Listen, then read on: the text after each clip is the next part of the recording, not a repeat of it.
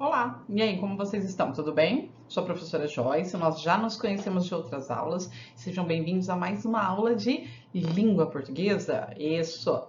Então, nós vamos hoje continuar o assunto da aula anterior, né? Na aula passada, nós falamos muito sobre a diferença do texto aí, o texto falado e o texto escrito. São duas modalidades distintas da língua e que têm características próprias. Nós nos aprofundamos mais no texto escrito, nas características que são próprias da escrita. Aí agora nós vamos falar então um pouquinho mais do texto falado, certo? Das características da fala. Vamos lá? Então vamos lá? Para nós começarmos, nós vamos rever um texto que já estudamos na aula anterior, tá? Então, é um texto do Jô Soares, em que ele faz uma brincadeira sobre essa afirmação que é muito comum, né? Que português é fácil de aprender porque é uma língua que se escreve exatamente como se fala. Vamos recordá-lo? Olha só. Pois é, o português é muito fácil de aprender, porque é uma língua que a gente escreve exatamente como se fala. Não é como o inglês, que dá até vontade de rir quando a gente descobre como é que escreve algumas palavras. Em português, não. É só prestar atenção. O alemão, por exemplo, quer coisa mais doida? Não bate nada com nada. Até no espanhol, que é parecido, se escreve muito diferente. Que bom que a minha língua é o português. Quem souber falar, sabe escrever.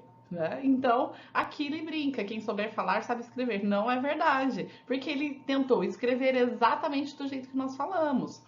E vai ficar totalmente fora das regras gramaticais, da ortografia, não é assim que se escreve. Né? Então, as modalidades da fala e da escrita são diferentes, não dá para achar que uma é a cópia da outra, e cada um tem a sua característica. Nós não escrevemos exatamente da forma que nós falamos. Tenho certeza que aqui na nossa região ninguém vai falar leite, né? Todo mundo fala leite e escreve leite, né? Então, é só um exemplo simples para vocês verem como que é diferente. E varia muito também de uma região para outra. Cada região vai pronunciar aquela forma escrita de uma maneira diferente, com seu sotaque. Então, vamos fazer uma comparação entre a fala e a escrita? Olha aí, a língua falada, ela é mais espontânea, certo? Por quê? Porque ela foi feita, ela envolve muito o contexto, né? As pessoas falam com mais naturalidade. Nós aprendemos a falar muito antes de aprender a escrever, que é quando nós vamos até a escola, certo?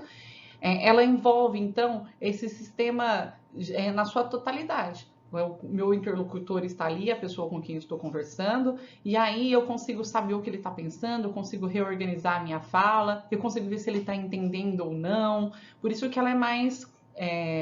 Ela tem toda a totalidade ali, porque o meu interlocutor está na minha frente. Além disso, ela é acompanhada pelo quê? Pelo tom de voz, pela expressão facial. Então, por exemplo, eu mexo muito o meu rosto quando eu quero falar alguma coisa. A fisionomia, mímicas, eu mexo as mãos, né? Nós nos comunicamos com o corpo de uma forma geral.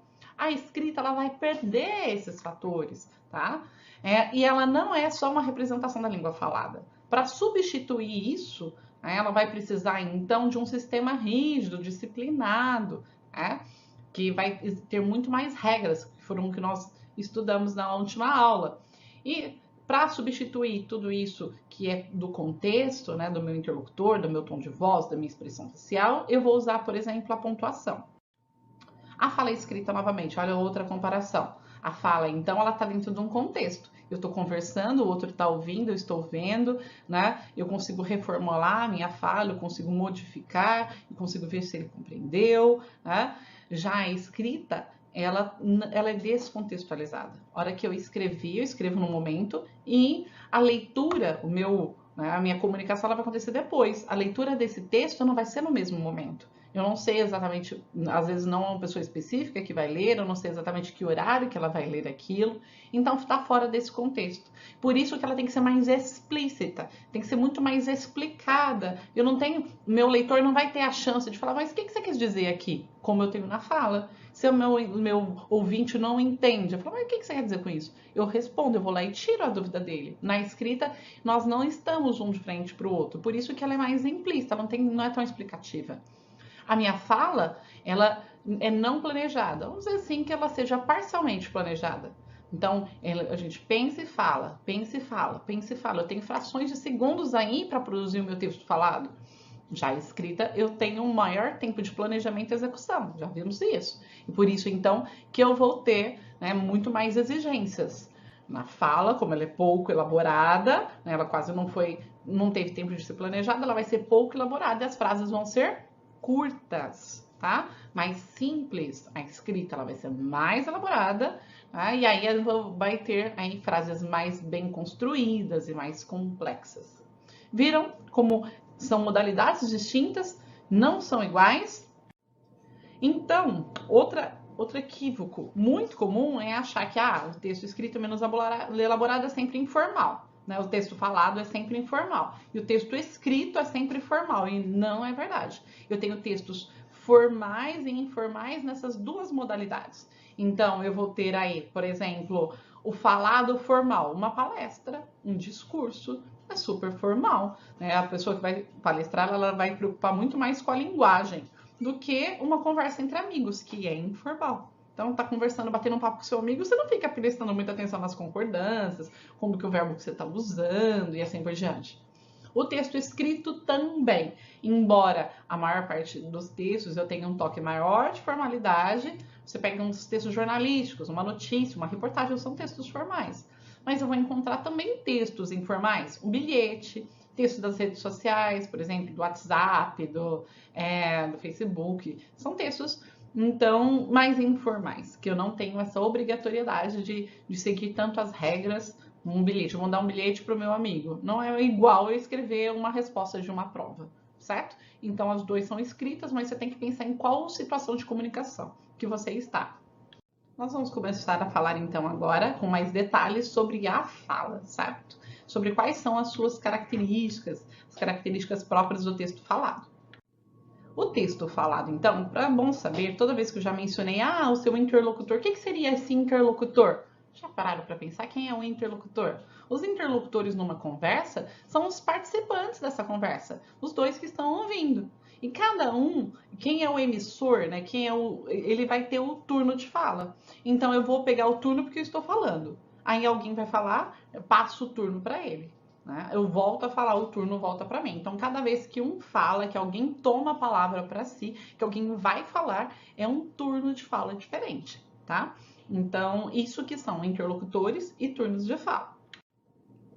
E o planejamento do texto na fala? Já falamos bastante sobre isso.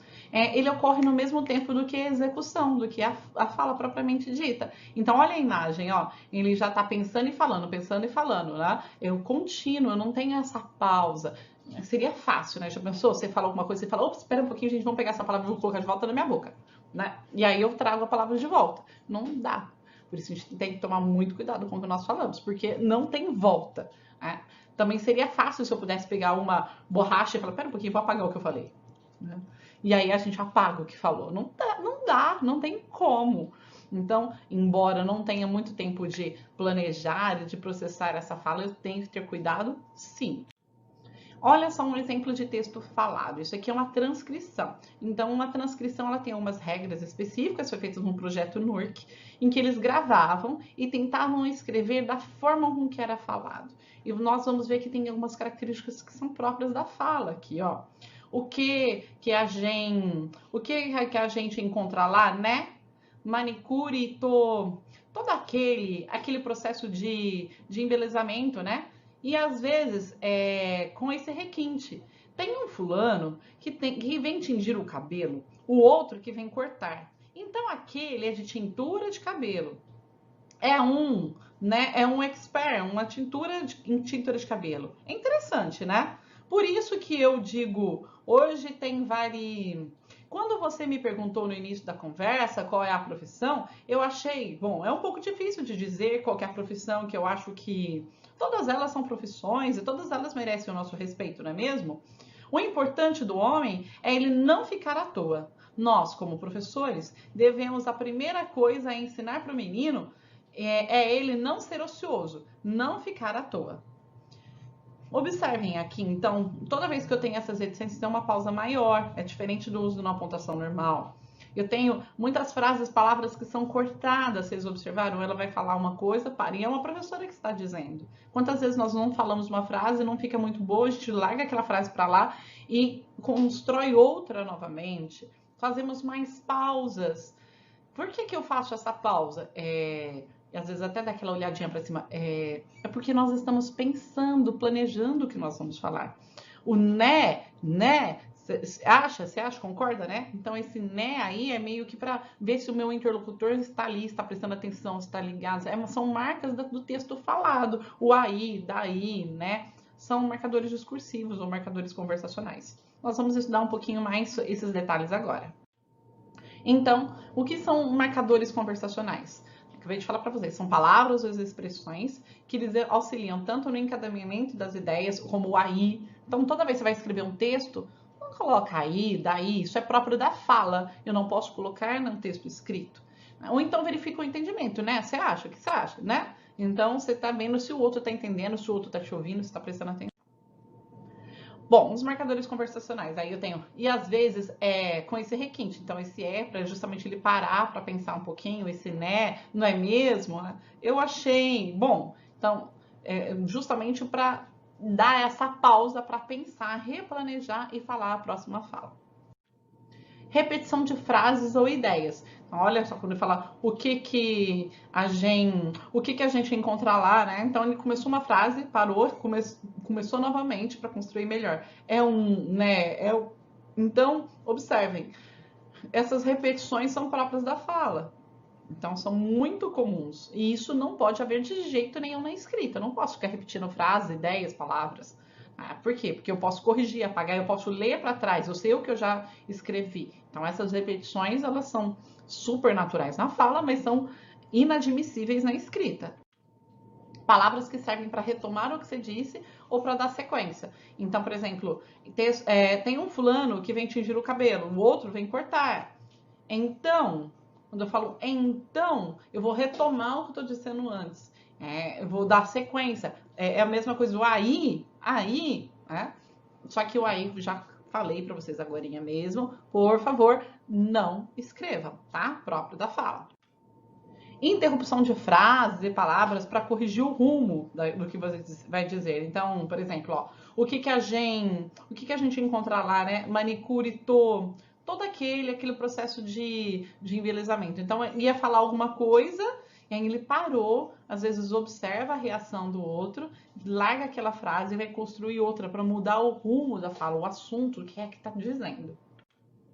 E aqui, para nós terminarmos hoje, nós vamos ver uma atividade, tá? Uma atividade do material de vocês, que é o primeiro exercício aí do capítulo, do módulo, é um texto retirado do querido Diário Otário, Tem um Fantasma na Minha Calça.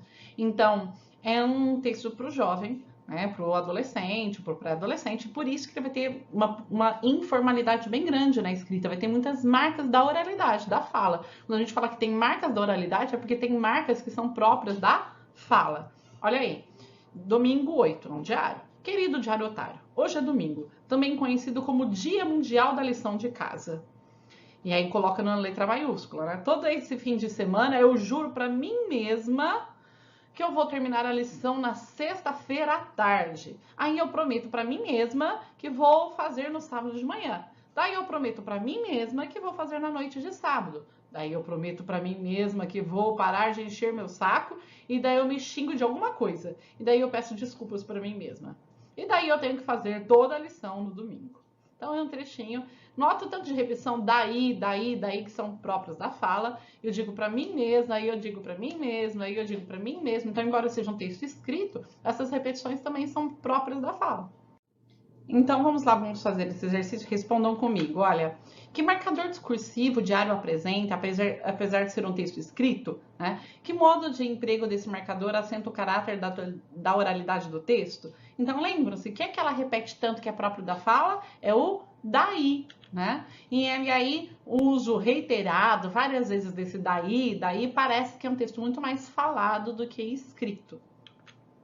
A informalidade é um dos traços do texto falado na conversação cotidiana. Então, no dia a dia, nós usamos a língua falada informal. Identifiquem uma expressão bastante informal no texto e escrevam para ele um sinônimo na linguagem formal. Então, qual que é a gíria? Né? Quando eu falo assim, a hora que ela cansa de ficar se prometendo, ela fala, eu paro e fico, né? E paro de encher o meu saco. Né? Então, eu uso esse encher o saco, encher meu saco é a gíria, então, que ela emprega. E o que seria, se fosse uma linguagem mais formal, deveria ser o quê? Perturbar, paro de me perturbar, de me incomodar ou de me amolar. São sinônimos. Vamos retomar então o que nós já vimos hoje? O texto falado é diferente do texto escrito. Ele pode ser tanto formal quanto informal. Né? Nós temos aí o interlocutor por perto, o que dá para a gente ver se ele está entendendo, dá para reorganizar a nossa fala. Nós temos pouco tempo para planejar. Né? O que vai resultar no quê? Quais são as características então de um texto falado, já que não dá para ficar elaborando tanto? Então, menor exigência do uso das regras gramaticais, repetição maior de palavras, de ideias e às vezes até mesmo a interrupção das frases. Espero que vocês tenham gostado, que tenha ficado claro e a gente se vê então numa próxima aula. Um beijo e até mais!